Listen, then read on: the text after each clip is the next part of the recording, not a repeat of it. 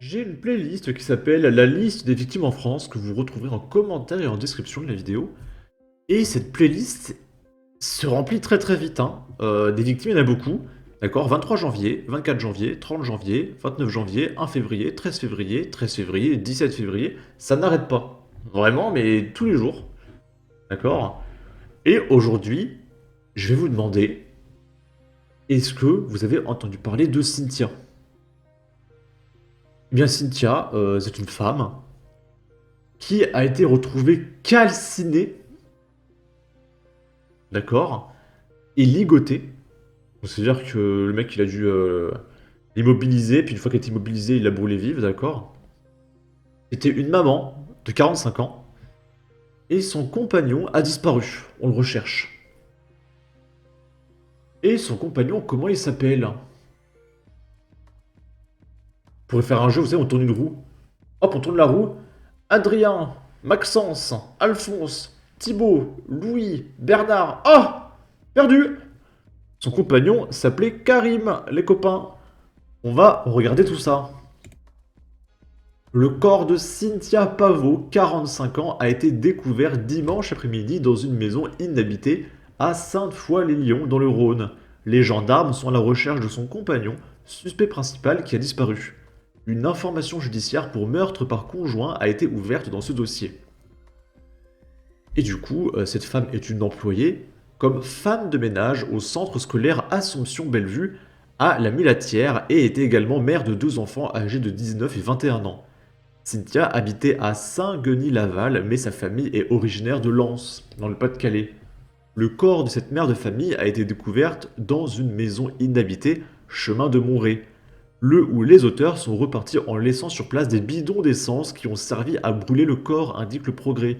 Les proches de Cynthia l'ont identifié grâce à ses baskets et ses vêtements notamment.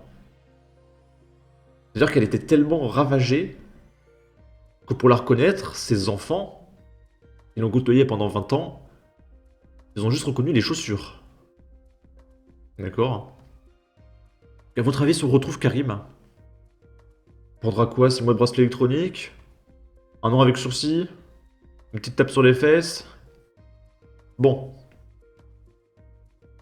Elle avait les pieds et les poings liés. Ce mercredi, le parquet de Lyon a annoncé l'ouverture d'une information judiciaire pour meurtre par conjoint. Il lui disait qu'il allait lui faire la misère. Plusieurs personnes ont déjà été interrogées par les enquêteurs de la section de recherche de la gendarmerie de Lyon dans ce dossier. Mais les gendarmes n'ont pas encore retrouvé la trace du suspect principal, qui est le compagnon de Cynthia Pavot et qui se ferait appeler Karim. Mercredi dernier, la victime ne s'est pas présentée à son travail. La veille, elle aurait été la cible de menaces d'après son ex-compagnon. Il lui disait qu'il allait lui faire la misère, lui faire payer parce qu'elle l'avait trompé, a confié la belle-sœur de Cynthia au Progrès. Cynthia était avec ce Karim depuis le mois de juin. Elle lui avait même donné ses clés, mais on sait qu'il lui avait volé son téléphone. Bon. Bon. Eh, c'est pas un peu... de la stigmatisation là quand même, hein. Jeudi, la mère de famille est allée travailler.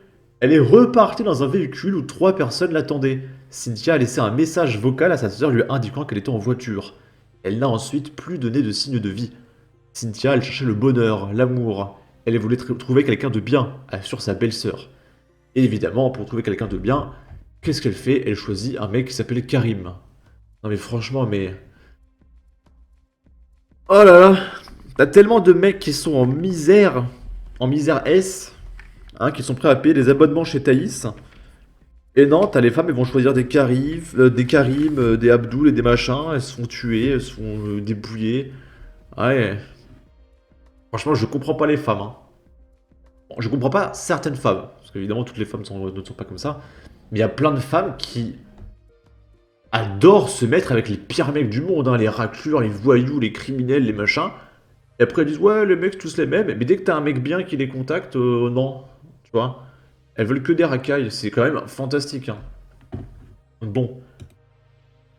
Désolé pour les femmes qui se sont senties visées, hein. Quelle horreur! Karim, quel farceur! Elle a goûté aux joies du vivre ensemble avec nos colonisateurs, perdus.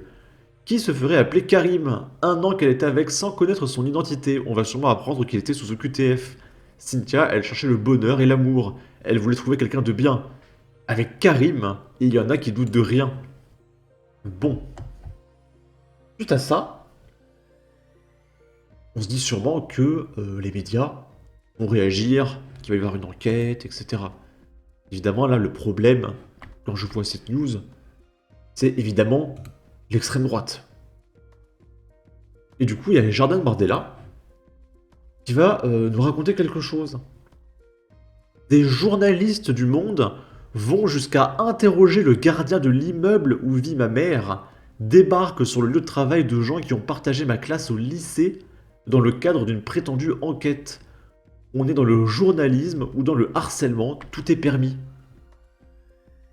Alors là, je ne sais pas s'il fait référence au complément d'enquête, ou si ils sont repartis pour faire une autre enquête. Je croyais qu'il y avait les élections européennes et que oh, c'était pas trop le moment et que du coup c'est pour ça qu'on n'a pas posté le complément d'enquête sur Jean-Luc Mélenchon. Mais que c'est bizarre parce qu'on enquête comme toujours sur Bardella, donc c'est quand même très bizarre. D'ailleurs, je pense qu'on pourrait saisir l'ARCOM pour signaler que complément d'enquête ne respecte pas le pluralisme, par exemple. Bon, la Minute Info, un excellent youtubeur, répond c'est le pluralisme, ils font sûrement ça également avec Jean-Luc Mélenchon. Le Monde, c'est les mêmes techniques que le fascisme, ils feront jamais ça pour Jean-Luc Mélenchon. Et ils travestissent ensuite les propos. Le Monde, nouvelle courroie de la transmission de Libération. On a des choses à cacher, Jordan. Quand ça te concerne, tout cela t'étonne, quand c'est pour les autres, c'est normal. Bah alors, on se sent comment? Bah c'est pareil, les contrôles faciès à répétition, c'est quoi le rapport avec Jordan Bardella? Jordan Bardella, il dit ouais, il y a des mecs qui enquêtent sur ma vie et tout. Le mec il répond ouais, c'est comme les contrôles au faciès, mais t'es perdu, mec, hein. T'es perdu, hein, vraiment. Hein. Et du coup, bah, je vous invite aussi à signaler Le Monde à l'ARCOM pour non-respect du pluralisme. Ça fait beaucoup de monde à signaler, hein, mais malheureusement, la gauche ne respecte jamais la loi.